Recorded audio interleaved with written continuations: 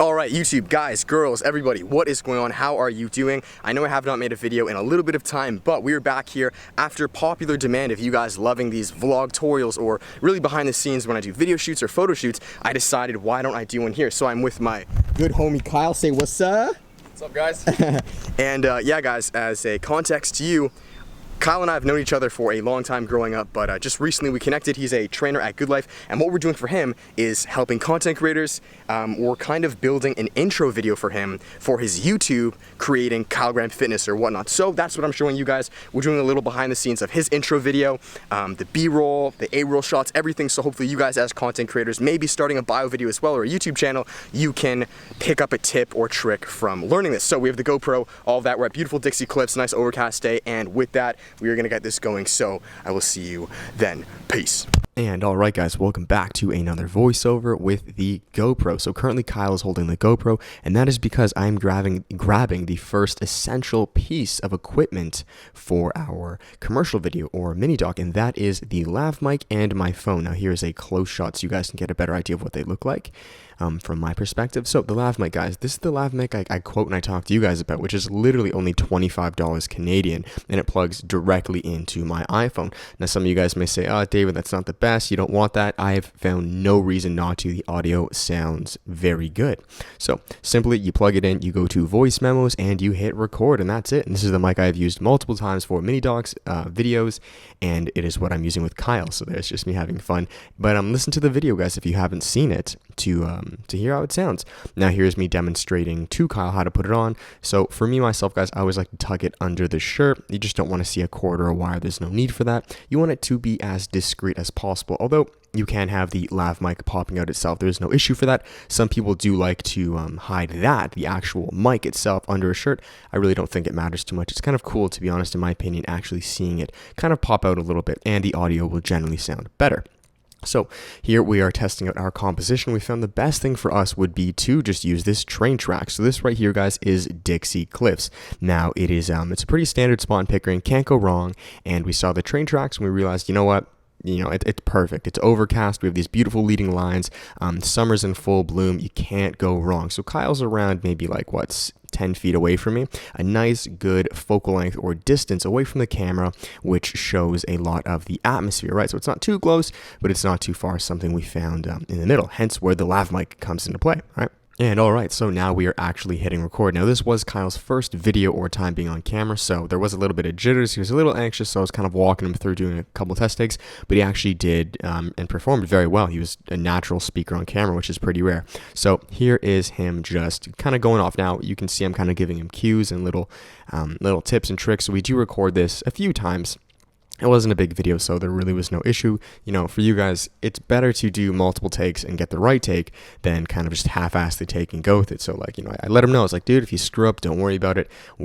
There's no rush. We're here all day. We're going to make this the best video we can. Okay, so just directing on both ends. Alright, so another angle here from behind. First off, I know you guys see that Chewy bar box. Kyle was getting hungry. Anyways, I want you guys as videographers or filmmakers to look at me behind the camera, okay? Now you can constantly see that I am the one, nodding. I'm saying yes, I'm affirming him. I'm saying this is good. And the reason for this, guys, the primary reason for your talent or your model is because you want to make them as comfortable as possible, okay? I was basically saying dude, you're in a safe place. This is good. What you're saying is right. There's no judgment here. And this is because, as you guys know from other videos I've made, and even just through common sense, mini docs or opening up about your story is not the most comfortable thing to do for anybody, regardless if this is your first time or 100th time on camera. It's not the easiest thing. So you as the person or filmmaker, videographer, it is really your job to set the tone, to set the mood, and to let the people know that this is okay. Right, and again, you can see just through my animations or my hands saying dude, you're killing it, bada bada boom, and here's how we can maybe make it better, okay? It really relies on you to make them comfortable. If you're judging them, oh, it's screwed up, okay? So make them feel like they're in a safe place. So that is it. We actually killed this. Kyle did a very good job at this. And now that it's done for the A-roll, we're now going to move on to the B-roll. So I will see you guys back on the main camera before I see you back here on the voiceover. So peace. Alright guys, we're back on the main camera right now. We just finished that up right when we have a train coming right there behind us, so perfect timing. We're now going to get onto the B-roll, which is what we're going to film in Dixie Cliffs, everything like that. So we're going to get the gimbal out, all the good stuff. I will see you guys then.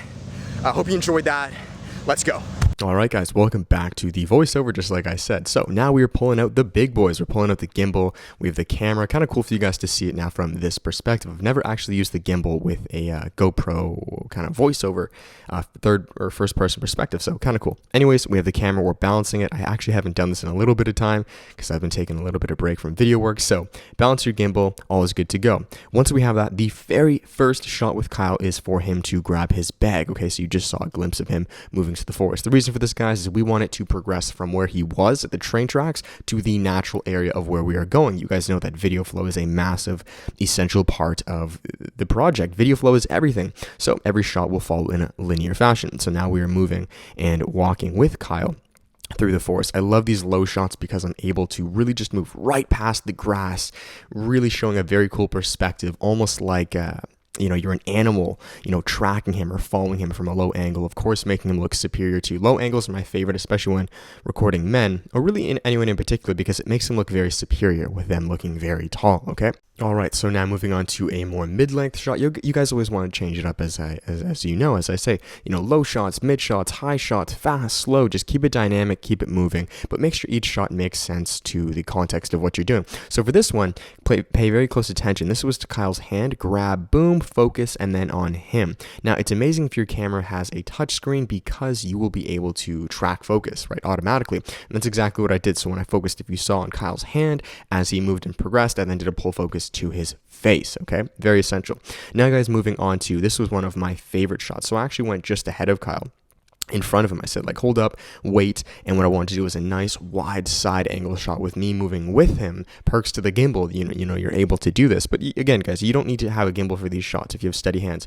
Basically what happens is as he moves, I keep up with him and I move as well, really tracking through the trees, showing a lot of perspective and depth, kind of like this very just mysterious, cool shot, this ethereal looking shot. And it was one of my favorite shots. So definitely the gimbal helped with that. I will not lie. Super stoked on that. Anyways, now just kind of getting more context stuff. So of the trees, higher angles. And again, guys, this is what I'm saying. Like, change up the shots, change up the angles, get low shots, high shots, dynamic shots, static shots. You want to keep it very interesting. You don't want to keep it boring, right? Because if every shot's the exact same, like it's always, let's say, a low shot, right, looking upwards, it's going to get very repetitive and the audience will know the next shot coming up. Does that make sense? So anyways, this one was a beautiful one. This is, again, one of my favorite ones. It was a very wide shot. So Kyle naturally went up ahead of me. He went to the cliff, the Dixie Cliffs, and I noticed how beautiful this looked. He was like a perfect little silhouette right in the middle of the tall trees. So I basically told him, hey man, do exactly what you just did, walk and replicate that. And I recorded. Love that shot, one of my favorites. So now we are on Dixie Cliffs. We're here, all is good. Mosquitoes have died down a little bit. Kyle was getting pretty eaten, so you do have to be cognizant or aware of that, guys, because and I'm actually explaining right here to him. I'm like, are y'all good? Like, you guys got to watch out for your models, okay? You guys as the videographers, photographers, whatever, you have to watch out for your talents. That's why I brought the little chewy bar box for him, or water, or you want to make sure they're as comfortable as you can, okay?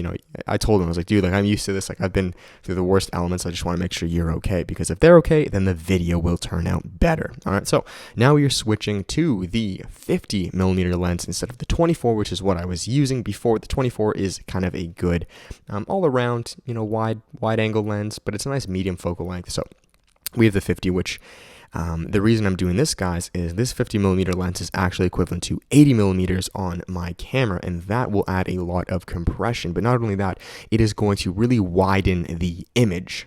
Okay, widening the image, which really is compression. What it does is it can make you look fatter, I won't lie, but in this case, it actually made Kyle look bigger. Okay, so use that to your advantage. There's going to be much more bokeh. Your subject is going to look generally a lot more pleasing. The wider they are, generally they look they look fuller, right? They look fuller, which is usually a good look. Not in all cases, like if you're shooting weddings, but most times. So we smack on a new ND filter, guys, because keep in mind this lens, which maybe some of you know, has a low aperture of 1.8. I want to keep that creaminess in the background, so slapping on an ND filter will allow me to do so without screwing up my shutter speed, okay? So rebalancing it, getting everything good to go.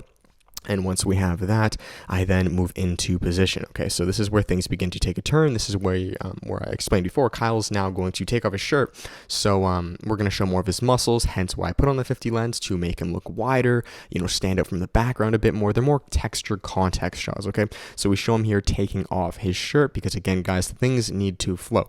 Now, it was a little weird in the beginning because it's like, why are you just going to take off your shirt in the forest? So we had to make it a bit of a story.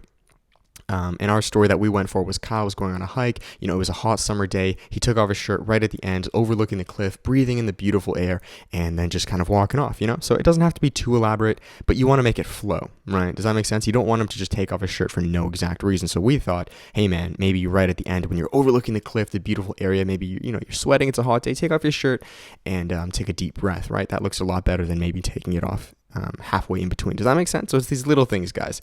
Anyways, with that said, we are now getting those closed macro shots. So showing things like his hands, maybe the vascularity in that, getting him to ball his fist, little subtle things that show masculinity or power. Now, this is one of my favorite shots, and obviously, for him, it probably was too, and this was of his abs. Kyle is very lean. He's around like 8% body fat, maybe even a bit leaner. So me showing this nice context shot of his abs was amazing. Like, it was great. And what I did was I did a little tracking follow shot, which we did right here. We did a few takes where I have his abs and then he moves, right? So I twist and he twists. He has his arm, if you see, and then the arm weight, boom, it reveals the abs, which was the money shot. We did that unintentionally. We didn't mean to do that, but it just happened beautifully. So I was super stoked on that. Okay, so now just the last shot. We have something of his face kind of overlooking the cliff, just showing him looking, right? Like he's made it to the top of the mountain. He is victorious, I guess you could say. Finally, the absolute last shot, because Kyle at this point was getting pretty eaten alive. You can imagine he has no shirt on and we're in the middle of the forest. So I was feeling a little bad, like we wanted to mix it up, but the video was coming to a natural end. I wanted this nice last shot showing the end of the flow, right, guys? So he walked from the train tracks through the forest to the top of the mountain. He's taken off his shirt, that nice look over the gaze, or over the bluff. Now he's about to leave, right? You want to make it flow. So as he leaves, we want to do this nice pull focus shot from the tree to him of him picking up his bag, maybe throwing the shirt over his back and then walking away. So we did a few tries of this, maybe at least like 5 to 10 to be honest. But if you guys can look closely through this shot right here, I have it focused on the tree and I do a nice pull focus. So when I say 3, 2, 1, go, I do a pull focus on him. He picks up his bag and walks away. Now I believe the one I actually put in the video was him throwing his shirt over his back. That was his idea, but that was it. We did that about 10 times, finished it off. We completed the circle, showing the audience that he went there, he conquered, and he left, right? What is that? Vini, Vidi, Vici, something like that. We saw, we came, we saw, we conquered. Anyway, so that is that, guys. Finishing it off there. I will now see you back on the main camera. I hope you guys enjoyed this little voiceover, or it gave you a bit more context into my process of commercial videography, or shooting these mini docs or little bio videos for people, clients, friends, etc., etc. Hope that helped. Hope you're able to see it, and I will now see you guys back on the main camera. Talk to you guys then. And guys, we are done. I think I just made a smudge mark on the lens. Hopefully that is not too bad, but we are finished. Hope you guys enjoyed that GoPro voiceover with Kyle. Had it on my head, all of that stuff. It looked sick. The final video, guys, I'm gonna guess it's coming out about maybe a week after you guys see this. I think I'm gonna post it on my channel too. I like it that much. The cinematics in it, the story. Kyle's actually a very good speaker. I was very surprised. I think he was a vlogger in his past life, because like he did like one take wonders all the time. So that is it. We're gonna finish it there. You guys will see more of Kyle on my channel. We're gonna do tons of vlogs together and stuff like that. So my man, brother, peace. You killed it. Done. See you guys next time.